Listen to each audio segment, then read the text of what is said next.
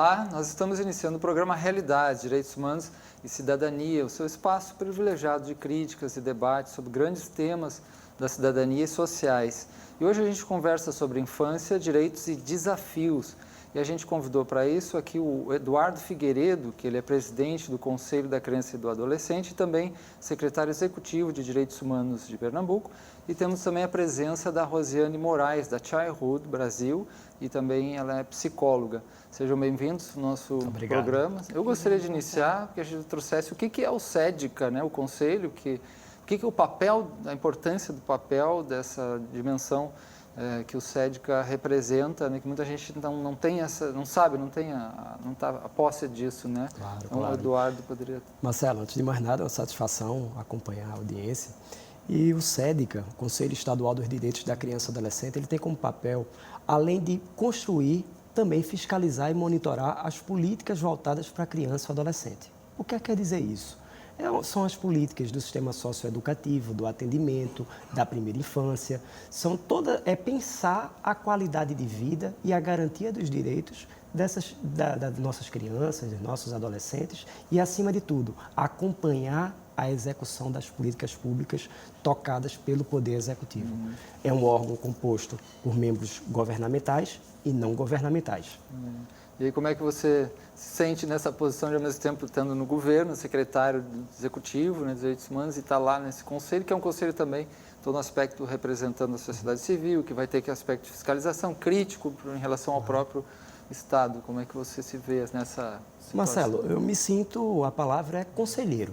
O que é ser conselheiro, né? Há duas indicações, como eu coloquei, conselheiros governamentais e não governamentais. Os governamentais são indicados por instituições públicas que têm afinidade com aquela matéria, seja a Secretaria de Desenvolvimento Social, Criança e Juventude, Secretaria de Justiça e Direitos Humanos, a Defesa Social, são 7 secretarias e 7 entidades da sociedade civil. Obviamente, nós temos nossos pontos de vista. Não é? Quem é gestor, quem participa da administração pública, sabe de algumas dificuldades, sabe de onde a política ela precisa ser aprimorada, da mesma forma que quem está na sociedade civil vem já com aquele conhecimento de o que é que deve ser melhorado na ponta. Então, ao final, nós, conselheiros, passamos a nos completar. São diferenças de identidades de indicação que, ao final, se complementam. Obviamente, como todo espaço de discussão, você vai ter momentos de embate, você vai ter momentos em que um ponto de vista ele é colocado e diverge de um colega conselheiro seu, mas, aquele momento, todos nós, na verdade, representamos um colegiado. E é aquela decisão do colegiado que ela tem que ser respeitada. E vocês percebem que há um reconhecimento efetivo, ainda precisa caminhar muito para haja um reconhecimento efetivo e da efetividade, da importância disso que o SEDCA traz nas suas diretrizes, nas suas lutas, né, para a defesa da infância e da juventude, em relação ao Estado, em relação ao próprio judiciário, em relação às grandes, à sociedade como um todo, ou isso é uma luta ainda de um maior reconhecimento, uma maior consideração no que é trazido em relação por parte de todos esses atores, seja Estado, seja outras instituições, ou ainda tem que abrir mais reconhecimento e mais efetividade para essas políticas, né? Em que pese o Código, né, o Estatuto da Criança e do Adolescente, ele já tenha completado 27 anos, são 27 anos de lutas. Nesse momento, né, nós colocamos como prioridade, aí eu posso colocar em relação à posição de governo, né, de reforçar o atendimento, principalmente no sistema socioeducativo. Por quê? Quando se coloca o sistema socioeducativo no estado de Pernambuco, muitas pessoas entendem que o sistema socioeducativo ele se limita à internação, que são essas unidades da FUNASE. E, na verdade, o maior desafio que nós, do SEDCA, nós conselheiros, identificamos hoje, é que essas medidas que são aplicadas, as medidas socioeducativas, elas devem ser aplicadas em progressão. E para que essa progressão ela seja efetivada, hoje, o maior desafio é fortalecer os municípios. Por quê? As medidas em meio aberto, que são aquelas medidas para o adolescente, em que ele cumpre serviços comunitários ou é assistido pelo serviço de assistência social municipal, eles precisam ser fortalecidos.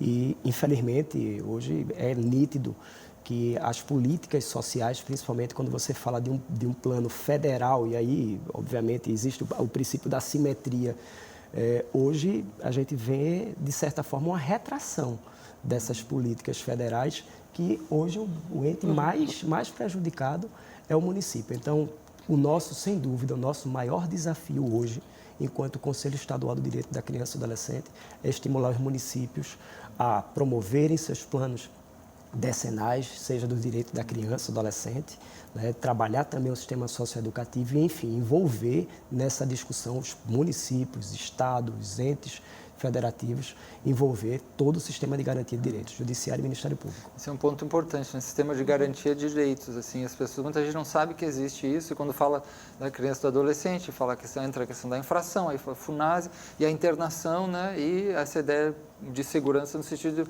de mais no sentido da disciplina mais punitiva e policial, né? Mas aí se fala sistema de garantia de direitos, é uma coisa grande, ampla, preventiva, envolvendo vários atores, é uma dimensão toda de rede, né? Rosiane está aí também, pode falar um pouco sobre isso, né? Os desafios, né? Exatamente, eu concordo com o Eduardo.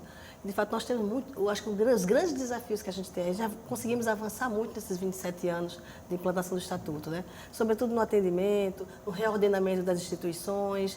Agora, quando diz respeito ao sistema socioeducativo, nós ainda estamos, eu poderia dizer sem exagero nenhum, que praticamente na época ainda das FEBEMs, né? Então, são majoritariamente sistemas prisionais, né? A internação, sobretudo.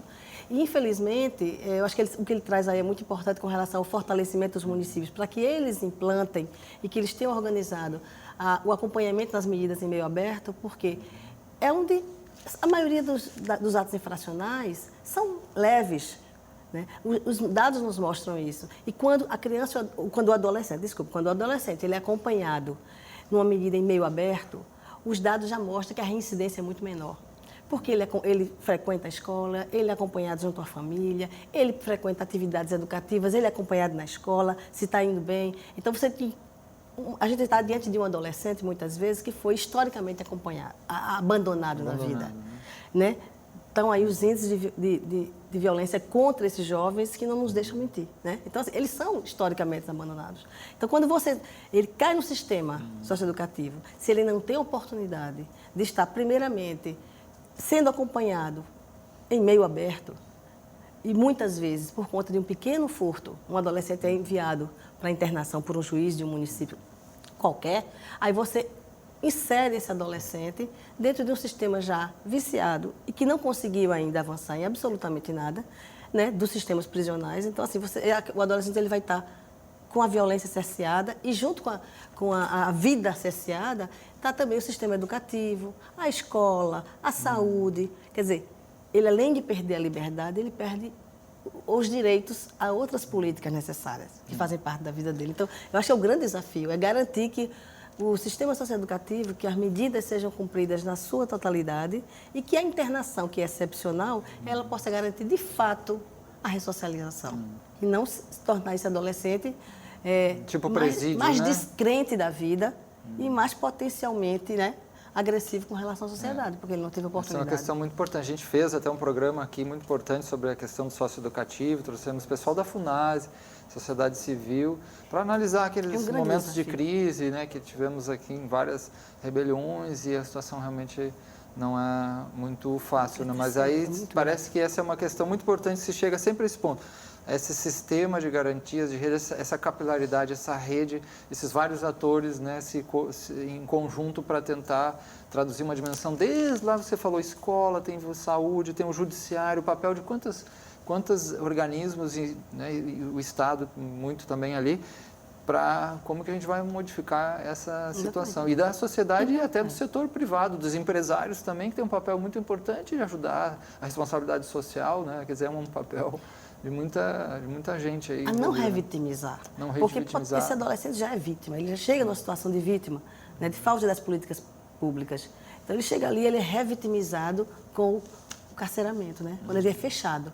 Então, aí ele perde qualquer possibilidade, de fato, de voltar a acreditar, de ter um projeto de vida, de fato, né? Me permita, Marcelo, até complementar hoje, né, em relação até ao próprio sistema socioeducativo, né, quando nós falamos em garantir direitos, você tem que fortalecer principalmente a intersetorialidade. Não há como você trabalhar com criança, com adolescente, sem que você tenha, dentro do próprio Estado, essa máquina bem azeitada. A palavra é esta mesmo, porque você tem que garantir o acesso à educação, e Pernambuco tem mostrado melhorias, né? Hoje, uma das melhores educações assim, do índice de IDEB, né?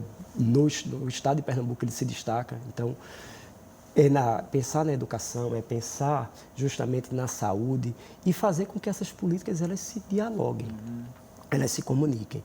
Hoje, infelizmente, nós temos ainda um grande desafio, que é o Sistema Nacional do Atendimento Socioeducativo, o SINASE.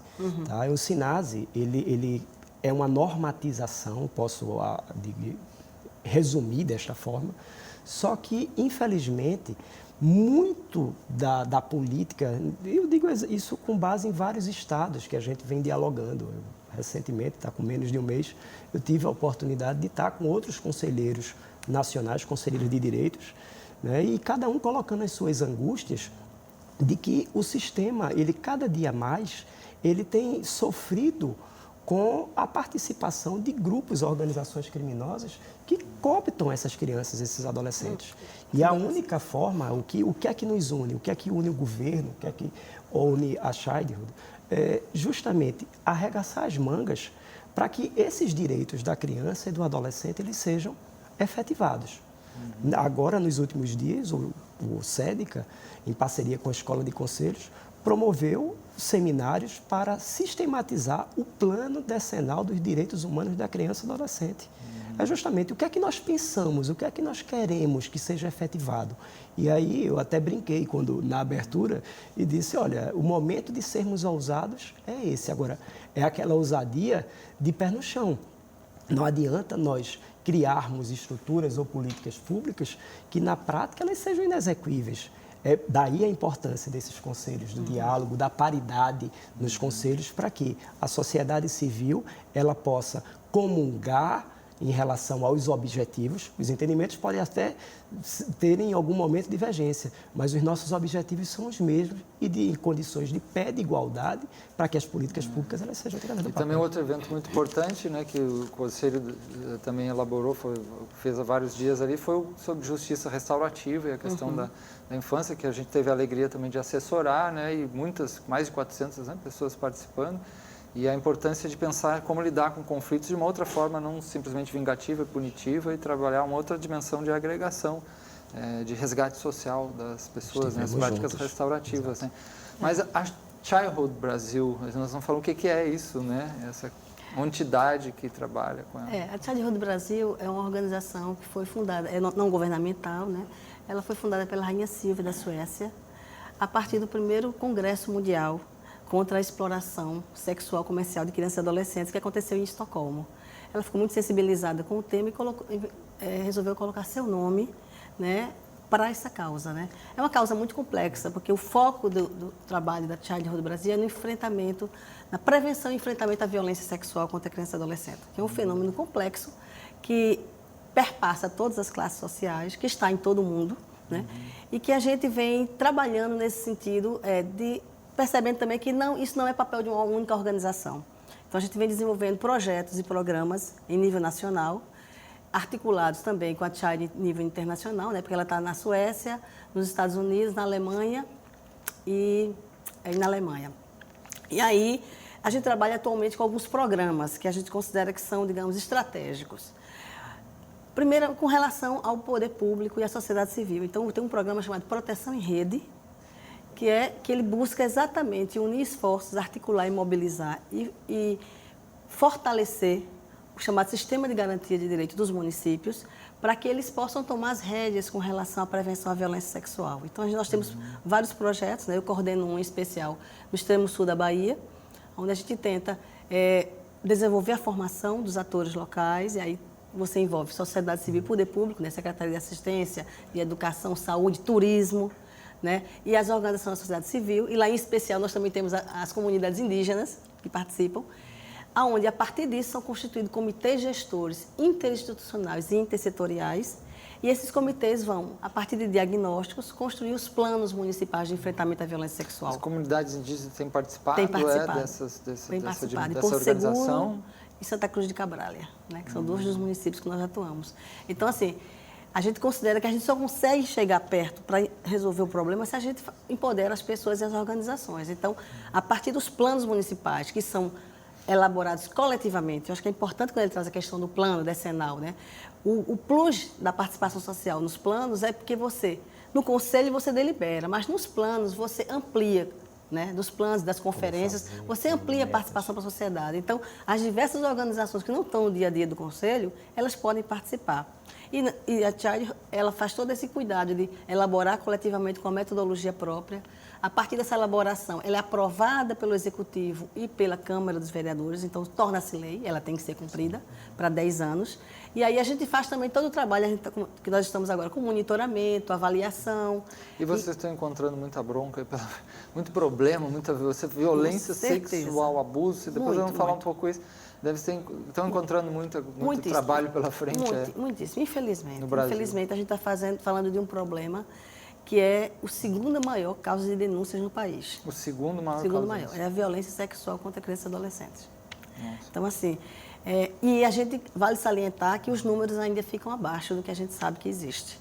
Então, quantas coisas não vão ser notificadas, porque né? há uma subnotificação muito grande, né? Ainda não há um fluxo de informação funcionando na maioria dos municípios no estado que garanta que as informações das várias portas de entrada, como Conselho Tutelar, Delegacia, CREAS, consigam ser compiladas para você ter um dado mais fidedigno. Então, isso é uma dificuldade que a gente tem. Isso em todos os municípios a gente percebe essa dificuldade. Então, inclusive, é uma das áreas estratégicas que a gente tem trabalho no Proteção em Rede, a construção de fluxos de atendimento especializado, onde os atores se reconheçam e saibam exatamente o caminho que deve ter numa situação de cercear a violência e garantir o direito da criança e do adolescente. Então, esse é um programa que a gente trabalha e vem desenvolvendo em vários municípios do país.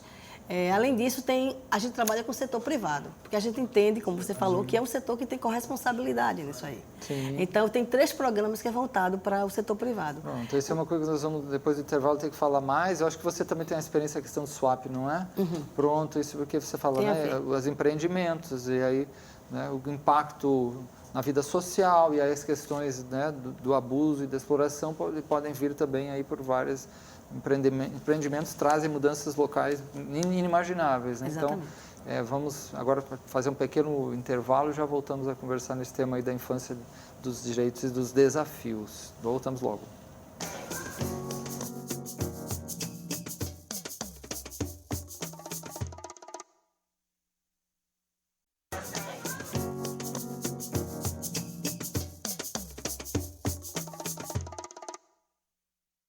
Estamos conversando hoje sobre a questão da infância, os desafios, a questão da garantia de direitos em relação a esse importante segmento, né, social. E já temos a presença aqui do Eduardo Figueiredo, que é presidente do Conselho da Criança e do Adolescente, também secretário executivo de Direitos Humanos do Estado, e a Rosiane Moraes, da Childhood Brasil, que também ela atua como psicóloga, né? Nós falávamos no bloco anterior sobre a questão da violência sexual, né, e de como um dos mais recorrentes casos, né, que é de judiciais, né, que ocorrem, né? Acho que é importante a gente voltar a esse tema e também diferenciar a questão do abuso sexual, violência sexual, e também falar a questão depois dos empreendimentos, o impacto disso, e a sua experiência, né, Rosiane, e também Eduardo, na sua experiência sobre esse tema, né? Ok. Só complementando um pouco a nossa fala, assim, eu falava que é importante trabalhar com o setor empresarial, né? O setor privado, porque são atores importantes e que muitas vezes os próprios projetos econômicos priorizam a sustentabilidade econômica, mas não a social. Então, por isso que a gente tem muita dificuldade em muitos dos grandes empreendimentos. Então, considerando isso, um dos programas voltados para o setor privado chama-se Grandes Obras, que a Child exatamente ela procura mapear e construir parcerias locais em locais onde estão sendo construídos grandes projetos, como foi o caso aqui de Suape, né? Juruti, né? Que é a área de garimpo no Amazonas, e outras áreas, onde populações pequenas que têm uma rotina determinada são invadidas, muitas vezes, como nós tivemos aqui em Suape, por 70 mil homens. Homens que vêm sem as mulheres, que vêm sozinhos para trabalhar, né? Então, isso, a experiência já mostra que são tragédias anunciadas, porque o que a gente tem como consequência é um grande aumento né, da violência sexual contra crianças e A adolescentes. questão da prostituição também. Que a gente chama de exploração sexual, no caso de criança e adolescente, gravidez, né, na adolescência, gravidez indesejada. Então, assim, tem um número grande de violações. Então, esse é um programa que a gente trabalha, que é exatamente nas áreas de grandes obras, com programas junto ao setor público, junto à sociedade civil e ao privado. Um outro programa chamado Na Mão Certa, que foi feito a partir de uma parceria com a Polícia Rodoviária Federal para mapear as áreas de vulnerabilidade nas estradas brasileiras, né? Foram mais de 2.000. Foi feito um mapeamento aqui em Pernambuco, que nunca foi publicado, mas que também nas rodovias estaduais, que apresentou um número bastante considerável de pontos de exploração sexual de crianças e adolescentes em postos de gasolinas em alguns lugares. Então, a partir dessa parceria com a Polícia Rodoviária Federal, tem todo um envolvimento também dos setores locais para que esse local seja trabalhado e que essa violência seja cessada.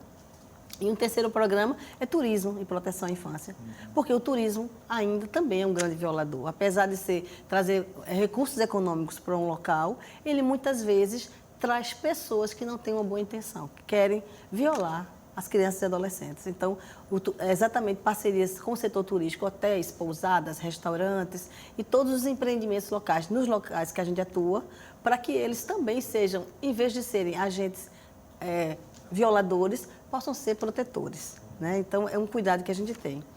E assim, só para clarear, a questão da violência sexual, a gente trabalha com duas conceitualizações, né? Duas modalidades, a exploração e o abuso sexual. No caso do abuso, a gente está falando de uma situação de violação da criança, né? De estímulo, utilização dessa criança para fins sexuais, de satisfação sexual do adulto, e que a criança aí não envolve nenhum recurso financeiro. Normalmente o abuso sexual, ele é provocado por pessoas muito próximas dessa criança. Mas intrafamiliar? Quando é dentro de casa, a gente chama intrafamiliar. É com pessoas da família, pessoas que ela tem um afeto, tem uma relação de confiança, né? É muito complexo porque quem deveria proteger e cuidar torna-se o violador. E a gente tem altos índices. As pesquisas mostram que o maior índice de violação, de abuso, é contra meninas entre 0 e 9 anos, e os homens, né, sobretudo pais e padrastos, é o maior índice, infelizmente. Né? Então, o abuso sexual intrafamiliar. O extrafamiliar é quando é feito por vizinhos, pessoas próximas, que a criança tem uma relação de confiança, que ela, quer dizer, não esperava por sedução, por alguma situação, vai envolvendo a criança, né, e ocorre o abuso, que necessariamente não é físico, né? Ele pode acontecer com comportamentos voyeuristas, exibicionista, né? Manipulação, tem muitas formas. Então, nem sempre, na própria pornografia, né? Que dentro é uma forma de abuso sexual, que é a pornografia infantil, não apenas ela poder ser exposta a cenas de sexo. Então, assim, é o abuso sexual. Agora, você falou isso também, a gente lembra, né, que a própria conceituação da ideia de estupro também, ela sofreu uma mudança nos últimos tempos, que a ideia que se falava, porque não teve penetração, isso não é agora, é outra situação, né? Fale um pouquinho disso. Nesse sentido, exatamente. Então, a violência contra a criança, ela é considerada estupro presumido. Então, independente de ter havido penetração, ou mesmo da criança ter permitido ou não, porque também tinha esse tipo de jogo. Sobretudo quando é adolescente, havia toda uma perspectiva de dizer, não, mas ela quis. A gente sabe que isso é um preconceito, é uma visão, né, machista, adultocêntrica, que muitas vezes queria, e que ainda, infelizmente, ainda tem juiz que tem essa visão, infelizmente. Né? Então, assim, até 14 anos é estupro presumido. A partir de então, ele continua sendo um crime, que ele é cometido, ele hoje é punido de forma mais severa, mas até os 14 você não tem o que questionar. É estupro presumido contra criança e adolescente. Eduardo também. Infelizmente, Marcelo, esse tema, principalmente da violência sexual contra criança e adolescente, é um tema que ele não está diretamente ligado à vulnerabilidade.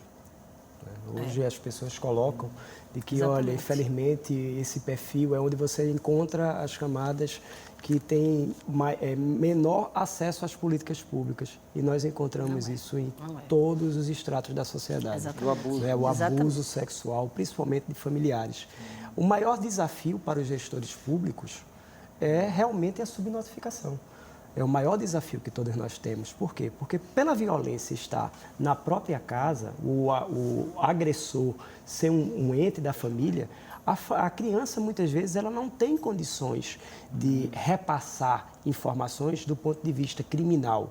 Nós tivemos um avanço, realmente, na legislação, na última década, que foi a configuração do ato libidinoso, também estupro. Antigamente existia esse debate, Exatamente. que era um debate técnico-científico, que, ao final, só fazia fragilizar, porque a Exatamente. violência sexual não é só o ato de penetração. Você tem gestos, manipulações que, infelizmente, aquilo constrange. E as chagas que são deixadas nessa criança, nesse adolescente, repercutem por toda a vida. Por toda a vida. Então, dentro do governo, o que é importante, né, principalmente nestes momentos em que a expansão do desenvolvimento, Pernambuco, nos últimos anos, ele acompanhou um processo de desenvolvimento, principalmente naquele eixo de SWAP, em que, como colocada pela consultora da Scheidrod, muitos trabalhadores migraram para o Estado. Imagine o que é o Estado receber mais de 10 mil trabalhadores,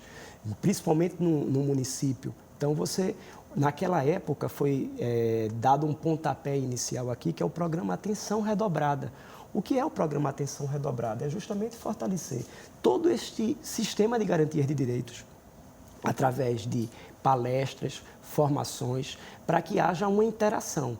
É importante que funcione bem a política municipal de assistência social, preparada com esse olhar de conhecer a criança, de saber as dificuldades, de conhecer o perfil de quem viola os direitos, ter, em paralelo, o Ministério Público e o Poder Judiciário, porque, como a própria Constituição ela dispõe, é nosso dever, é dever do Estado, da família e da sociedade, garantir a proteção integral da criança e do adolescente. Então, essas políticas elas jamais serão executadas sem você ter Estado, sociedade civil, Ministério Público, Poder Judiciário. Uma parceria, né? Exatamente. E o que vocês viram, Rosiane, nesses estudos, nesse acompanhamento de vocês lá? O que era mais comum de casos, assim, mais incidentes? No SWAP, você fala. Onde vocês acompanham o trabalho que vocês acompanharam. A exploração sexual era o que mais aparecia, né? Que é exatamente, no caso, eu falei do abuso, a exploração é quando envolve troca. Seja financeira, seja a questão econômica objetos, forte ali, né? há uma troca do ato sexual por alguma coisa, uma comercialização, digamos assim.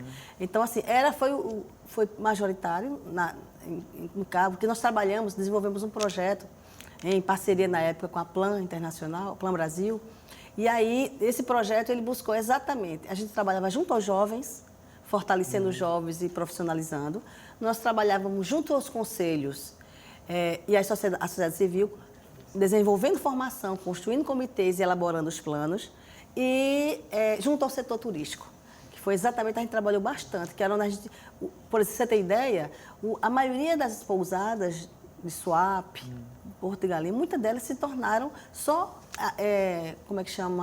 local de moradia de trabalhadores. As empresas traziam aquele contingente de trabalhadores, as pousadas eram fechadas. E a gente refletia com os donos dos hotéis o quanto isso era danoso para a localidade. Porque pensar o turismo com motivação sexual dentro do município significa matar o destino turístico. Porque chega um momento que aquele local, primeiro, aumento de toda a depredação do local mesmo, né, por conta do uso, o aumento das drogas imensamente. Também aumentou muito o uso de drogas. E aí as famílias deixam de ser, porque quando vira um local de exploração sexual ou de prostituição dos adultos, as famílias não querem mais ir àquele local. Como aconteceu com Ponta Negra, no Rio Grande do Norte, por exemplo. É um caso típico. De turismo sexual nítido, né? Nítido. E teve casos que a gente ouve falar que a Polícia Federal mandou aviões de volta inteiro com turistas sexuais, homens que vinham, por exemplo, da Itália, manda de volta. Hoje já tem esse cuidado, mas antes chegavam charters inteiros, fechados, para a exploração sexual, entendeu? De trabalhadores. Então aí é sério. Então a gente lidou com essa realidade, né? Um aumento expressivo de situação de exploração sexual, de casas no meio do mato, onde tinha bordéis, né? Gravidez aumentou imensamente.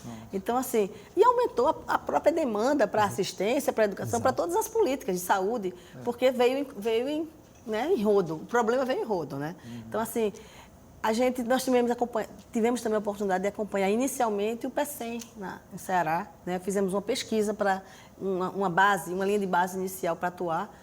Não acompanhamos depois, foi só uma linha de base inicial, mas que nos mostrava que lá também poderia ter um caminho muito parecido com o de Suape. Né? Eduardo. Recordo-me, Marcelo, justamente dentro dessa perspectiva do turista, da chegada do turista, foi na época da Copa ainda, da Copa das Confederações, em que, confederações não, a Copa do Mundo mesmo, em que se montou aqui no estado, a palavra foi uma operação de guerra mesmo. Chegaram vários navios, várias embarcações, vários turistas aqui, e o estado ele teve que estar nessa linha de frente de bem receber o turista e, além de bem receber, garantir o respeito, o direito da criança, do adolescente, através de trabalhos de sensibilização, campanhas realmente bem mais que foram feitas com trade turístico, com restaurantes, com bares. Precisamos sensibilizar. O grande desafio hoje de quem está tocando essas políticas, os projetos voltados ao combate à violência sexual, é justamente a sensibilização. É a nossa maior ferramenta. Sensibilizar o comerciante, né, e de outras violências paralelas que também estimulam a violência sexual. O consumo antecipado, precoce de bebidas alcoólicas por crianças e adolescentes são indutores, sim, dessas violências. Né? É importante também que o Estado ele tenha esse papel de fortalecer os vínculos familiares. Hoje, infelizmente, quem trabalha na área de proteção de criança e adolescente, principalmente adolescentes ameaçados de morte, nós identificamos que os vínculos familiares, eles cada vez estão mais dissolvidos. E da mesma perspectiva que a política do socioeducativo em meio aberto, ele precisa desse fortalecimento para combater a violência sexual, para combater o trabalho infantil, para combater o consumo e venda de bebidas alcoólicas, é necessário que a família esteja à frente. Você citou a questão do trabalho infantil, que é bem importante também. Como é que vocês têm acompanhado isso? O Conselho também tem acompanhado essa questão do trabalho infantil? Infelizmente, esse momento em que nós começamos a verificar uma redução da própria economia, em que as famílias começam a ter dificuldades financeiras, inegável e infelizmente isso acontece, há um acréscimo do número de crianças e adolescentes trabalhando. O enfrentamento ele é necessário ser feito de forma ostensiva, e daí a parceria com o Ministério Público do Trabalho, que é sempre um parceiro do Estado em estar acompanhando isso, mas a única fórmula, né, que você tem hoje para prevenir essas violações é através da educação, é justamente através da ampliação da escola em tempo integral, o ensino profissionalizante. Dessa forma, você consegue preencher este processo de formação do adolescente. Jamais a escola vai substituir a formação dada pela família, mas nós conseguimos, com o avanço da educação, e Pernambuco tem mostrado resultados, a gente tem conseguido enfrentar de uma forma coerente. Então você pode diagnosticar que com esse aumento todo dessa questão da crise, né, econômica, dessas políticas que às vezes estão apertando também muita dimensão social, de alguma forma pode aumentar isso? A tendência é aumentar esse problema. Na verdade, hoje nós já enxergamos isso. Há um movimento hoje, infelizmente, que isso, como eu coloquei, é um princípio simétrico. Se o governo federal, se os recursos federais voltados para os programas de proteção, de atenção e até de assistência básica, assistência social, se esses programas não evoluem, nós não temos aporte, obviamente a ponta que vai estar mais fragilizada, o Estado é o catalisador, o condutor da política, sim, mas isso impacta diretamente no município. São os gestores municipais que começam a ver o aumento de crianças em feiras públicas, o aumento de crianças, principalmente naquelas rodovias, cidades polo e eixos de desenvolvimento como Salgueiro, eles terminam enfrentando, por conta dessa vulnerabilidade social e desse impacto da redução das políticas públicas num plano mais amplo, começam a constatar isso. E esse é o desafio para o Conselho e para as gestores. Infelizmente é o que a gente está vendo, né? Um retrocesso. né? Não tem como você não articular o aumento do trabalho infantil com o aumento da miserabilidade. Então, assim, com a redução dos investimentos, diz que no último mês agora, algo em torno de 530 mil bolsas famílias foram interrompidas. Há uma tendência de aumentar esse número. Quer dizer, além de não ter projeção de aumento de recursos para as políticas sociais básicas, a gente sabe que há uma redução concreta. Então, você já começa a ver nos sinais, nas ruas, você já começa a ver o aumento de crianças em situação de rua, né? Ou pequenos vendedores, porque muitas vezes incomoda a criança na rua, mas não incomoda aquela que está lá no bairro sendo explorada financeiramente também. Então assim, com certeza a gente está... Não é uma boa projeção, sabe? Exato. Muito importante a gente conversar sobre isso, né, e alertar a população e pensar o que a gente pode fazer em relação a isso, que tudo que está acontecendo, seja no país, na localidade, na nossa cidade, tudo mais. Nós vamos fazer um intervalo e já voltamos a conversar sobre esse tema aí, da questão da infância e da garantia de direitos, logo, logo.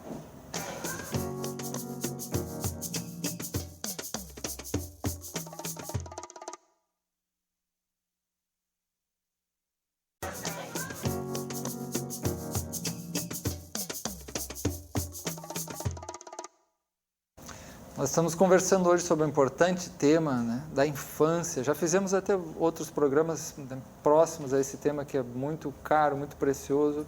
A infância hoje, a garantia de direitos e os desafios para essa garantia de direitos e proteção da infância, né? E aqui a gente conversava antes sobre a questão da exploração sexual, o trabalho infantil, né, o sistema socioeducativo. E aí nós temos agora a questão que Rosiane trouxe de um livro importante aqui, de um site também que vocês têm, né, da Childhood. Tem a ver com uma área que a gente está trabalhando agora, que é importantíssima, quando a gente fala das violações e da não revitimização, sobretudo com relação não apenas à violência sexual, mas às demais violências. Quando uma criança entra no sistema de justiça, seja como vítima ou testemunha de violência sexual, ela é revitimizada normalmente. Por quê? Porque o que acontece? Primeiramente, ela tem que falar daquela... Ademais da situação de violência já ser terrível, ela precisa falar da experiência tão danosa para a vida dela, no mínimo 5 vezes hoje dentro do sistema de garantia. Então, muitas vezes ela fala quando chega no Conselho Tutelar ou no CREAS, ela fala na delegacia, ela tem que falar de novo junto à promotoria, ao Ministério Público e ao Judiciário. Além do ML e outras... Então, o que a gente vem percebendo? Que esse tipo de situação, ele, ademais, revitimizar a criança, ele não facilita o processo de apuração nem de punição dos agressores, porque muitas vezes, além desse depoimento, nem sempre ele é tão rápido, às vezes demora 1, 2 anos, aquela criança ou aquele adolescente, por ser submetido a uma situação de tanta violência, tanto constrangimento, ela acaba negando por uma situação de segurança. Não é mais não, eu não quero mais falar, não aconteceu nada. E aí ela nega. Então, assim, a gente, em termos disso, então, a Childhood Brasil, ele tem toda uma parceria com o Conselho Nacional de Justiça, né? E vem já há alguns anos construindo, junto a várias varas da infância, no Rio Grande do Sul, Brasília, São Paulo, Pernambuco, né? Salas que a gente chama de depoimento especial.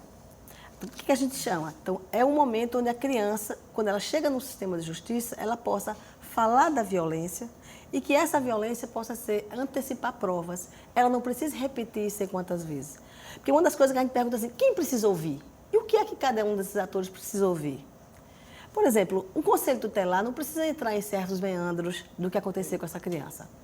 O CREAS nem sempre precisa falar, né? Então, uma das coisas que a gente vem refletindo é quem deve ouvir. A gente entende que a delegacia é importante que ela tenha, mas que tenha na delegacia, que seja uma delegacia especial, que sejam pessoas bem preparadas, né, com conhecimento e que possam conversar com essa criança de forma respeitosa, porque nem sempre ela é respeitada também nesse espaço. Então, um segundo depoimento seria no sistema judiciário, que é a história do depoimento. Então, que esse depoimento também... E aí você tem uma escuta protegida e quando entra no sistema de justiça tem um depoimento especial, né? Então, qual o cuidado que a gente vem trabalhando e que a lei 14.000, né, Com a 131 ela trabalha, que é de 4 de abril, é bem recente. Primeiro, tornando-se lei, agora todo mundo tem que implantar. Então, tem que ser implantado no Brasil o sistema de depoimento especial. Então, a gente prevê centros integrados, onde as várias políticas possam atuar de forma articulada e que essa criança possa ser ouvida um mínimo de vezes e já encaminhada, já feito todo o processo que ela precisa, junto à saúde, junto à assistência social, né, junto às políticas que ela precisa ser atendida. Então, quando ela vai para o depoimento na justiça, ela vai ser ouvida sozinha numa sala, apenas com o entrevistador, e que é uma pessoa preparada para essa... A pessoa tem que ser muito preparada, né? Porque muito bem qualquer coisa preparada. que ela pergunte, não saiba fazer uma escuta real, né? Uma conexão profunda, empática, né? Exatamente, exatamente. Muito delicado. E nós estamos, a partir de um centro norte-americano, nós fizemos a compilação de experiências exitosas. Então, a gente tem um livro que a gente acabou de lançar com experiências a nível de mundo que vem tendo sucesso nessa área. Rosiane, o site que pode baixar esse material aí, entrar em contato com essas obras aí, É da Childhood. É www.childhoodbrasil.org.br. Então, www.childhoodbrasil.org.br, né, para encontrar esses materiais. Exatamente. Dessa então, rede. assim, aí tem esse material, além do que eu mostrei aqui, que é uma compilação das experiências exitosas, né? Tem um material também que nós produzimos e que está fresquinho também, que traz alguns subsídios para ajudar na inclusão desse programa dentro do PPA, né, os planos plurianuais que estão em fase de elaboração e aprovação nos municípios, no Estado. Então, para que a gente consiga garantir recursos, porque tornando-se lei é obrigado. E tanto o município quanto os estados vão ser cobrados por isso, né? Então, aí a criança é ouvida, como eu disse, por uma única pessoa preparada, tem formação específica para essa pessoa. A sala é especial, agradável, né? As pessoas que vão participar, elas ficam em outra sala, a criança não vê, ela não tem contato direto com o agressor, né? E a entrevista, ela fala livremente. A entrevista não é direcionada para ela falar daquela situação, ela não é instigada a falar. Ela vai, a partir de uma metodologia, de um trabalho, desse estabelecimento do vínculo, da empatia, você vai ajudando a criança. E ela sabe de tudo que está acontecendo. Ela sabe que está sendo gravado, e essa gravação se torna uma prova antecipada, para que ela não tenha que falar de novo dessa violência. Né? Eduardo, e o conselho aí nessa... E o conselho ele tem um importante papel, principalmente em qualificar esse atendimento inicial. O Conselho Estadual da Criança e Adolescente, recentemente, nós firmamos um convênio com a Universidade Federal Rural de Pernambuco, através da Escola de Conselhos, para chegar com qualificação para esses conselheiros tutelares.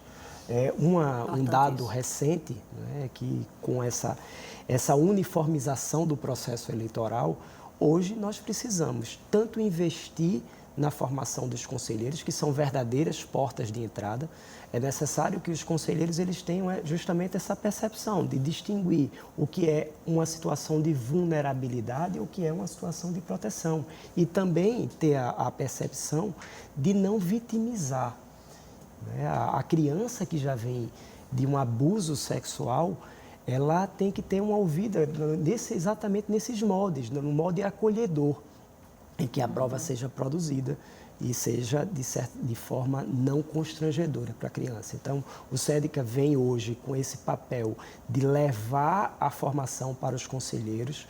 Nós já temos, inclusive, dentro do SEDCA, já resultados de uma turma que foi formada, uma turma de pós-graduação em Direito da Criança e do Adolescente.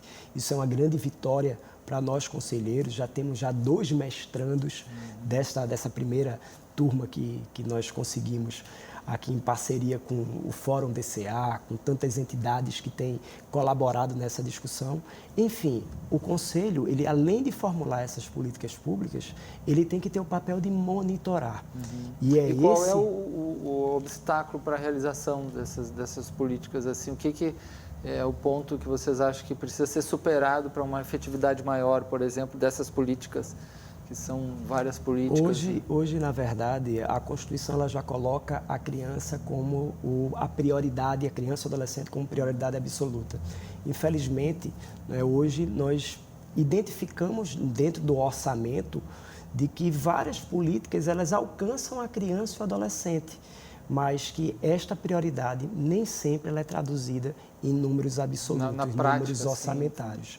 Então, hoje, há necessidade, sim, de ter um sistema, infelizmente, eu não gosto de comparar sistema prisional com socioeducativo, nem fundo estadual de assistência social, nem nenhum fundo, mas como se cria um fundo baseado em recursos da loteria, que foi o fundo FUNPEM, que é para cofinanciar e financiar realmente o sistema prisional. Hoje nós precisamos ter linhas efetivas de financiamento, né? É inadmissível hoje você ter uma política que precisa avançar, que é a política de formação da primeira infância, porque ainda é algo que passa muito pela...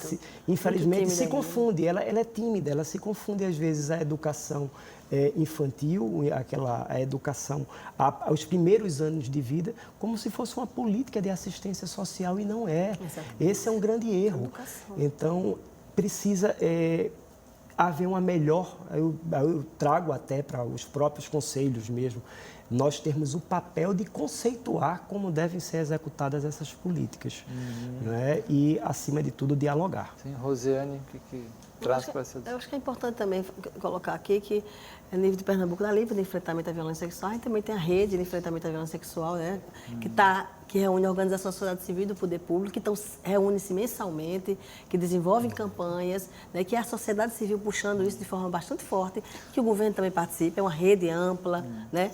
Multi-organizacional, né? Porque está em todas, né? Além do próprio fórum, que está sempre comprometido, né? Que é não governamental. São instâncias importantes. Como é que, digamos, o nosso telespectador que está lá pode contribuir nisso aí, seja vendo um caso de exploração sexual, de trabalho, uma vulnerabilidade na criança, ou mesmo abusos, outras formas, né, em gerais? Como é que o nosso telespectador pode contribuir ou buscar ações nesse aspecto, né? Falar um pouquinho dessas coisas mais pontuais. Primeiramente, assim. é compreendendo que é responsabilidade nossa, todas as crianças e adolescentes. Não é apenas o meu filho, não é o meu sobrinho. São todas as pessoas. Então, quando uma criança está sendo violada, a gente precisa estar muito claro de que é responsabilidade nossa. Nós temos um papel. A gente tem uma história no nosso país de violência contra a criança. Me espanta como muitas vezes se quer punir muito mais rigidamente um adolescente que cometeu um ato infracional do que um adulto. Muito linchamento na rua, etc. Então, assim, aí muitas vezes certos níveis de violência na família passam como... Isso é caso da família, está fechado naquele quadrado. É como a violência contra a mulher não se deve mexer porque briga de marido e mulher não se mete a colher. Mete, sim, a gente tem que... É responsabilidade, nós estamos numa rede de seres humanos que somos corresponsáveis uns pelos outros. E todos nós somos responsáveis pelas nossas crianças. Então, assim, a primeira questão é se sentir responsável, é denunciar. Né? O Disque 100, com todas as dificuldades que ele tem, ainda é um mecanismo de denúncia. Disque 100, né? O Disque 100, ela é anônima, a gente não precisa se identificar. Essa denúncia vai ser encaminhada para o Conselho Tutelar do município, para ser encaminhado e ser investigado junto à polícia e tudo mais. Então, assim, não se cale. Você pode denunciar direto, mas você pode também fazer de forma anônima. Né? Se sinta responsável, porque a grande dificuldade que a gente tem no nosso país ainda é, muitas vezes, as pessoas não... A violência passar transparente. E às sobretudo vezes o medo, a exploração né? sexual. As pessoas também têm muito medo. Às vezes até tem pequenas máfias lá por trás. Né? A gente lida com isso o tempo todo nas escolas. Os professores às vezes têm medo, percebem a situação de violência que a criança está sofrendo, tem medo de denunciar. Ele não precisa falar como professor só, ele é um conjunto como escola. Então, a escola pode colocar a denúncia sem o professor aparecer o nome dele, sem o diretor colocar o nome dele.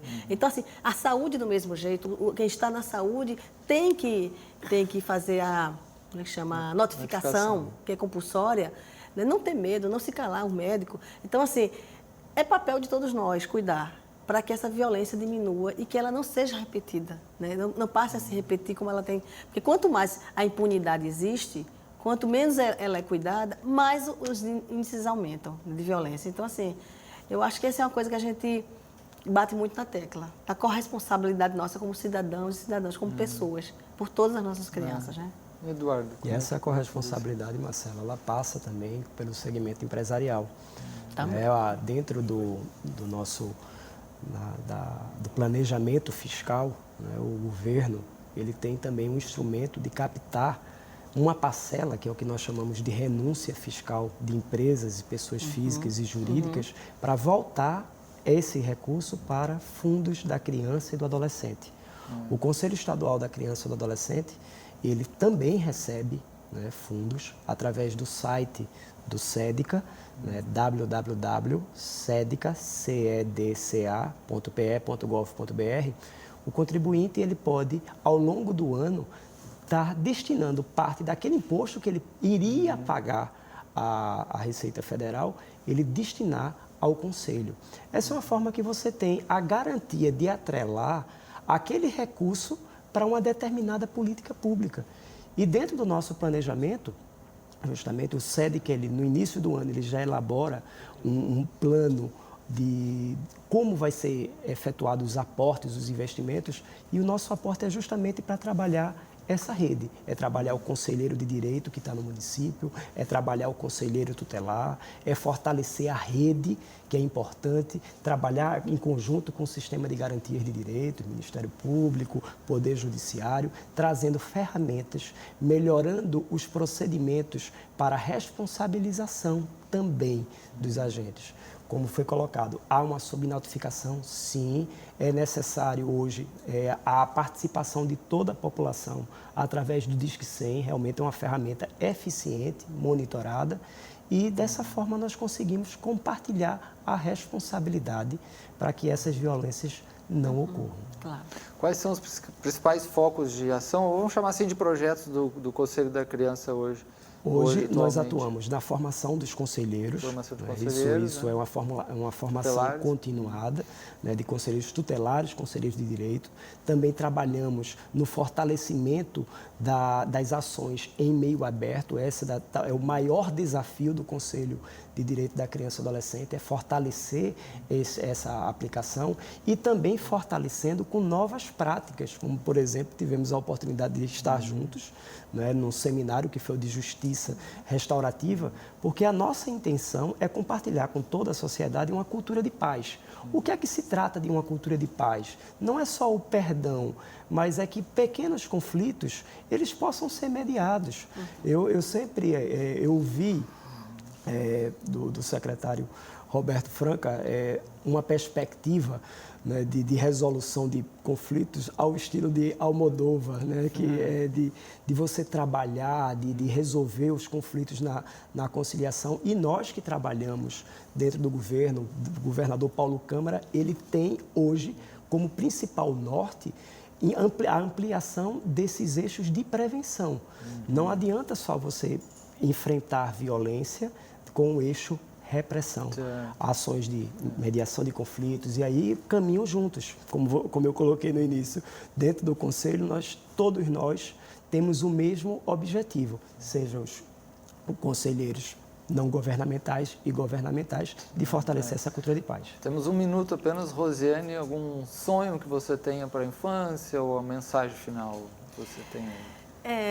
Que, de fato, a gente consiga chegar a uma sociedade onde todos nós nos sintamos responsáveis por cada criança e cada adolescente do nosso país, que cada uma possa ter direito a estudar, a ter uma família que possa manter seus filhos, né? Que elas possam estudar na educação de qualidade para desenvolver seu potencial, ela possa ter uma saúde de qualidade, que a criatividade, o jeito de viver próprio da criança, ela possa ser criança. Então, uma sociedade que permita que cada criança seja criança de verdade. Certo. Lembrando, então, antes de terminar, o nosso e-mail, né, realidades.tvu@gmail.com, realidades.tvu@gmail.com. Na rede social Facebook temos também lá a página, tanto da TVU quanto do programa Realidade, Direitos Humanos e Cidadania. Agradecemos muito aqui a presença do Eduardo Figueiredo, né, que é presidente do Conselho da Criança e do Adolescente, também secretário executivo de Direitos Humanos do Estado, e da Rosiane Moraes, psicóloga consultora da Childhood Brasil. Obrigado a todos e até a próxima.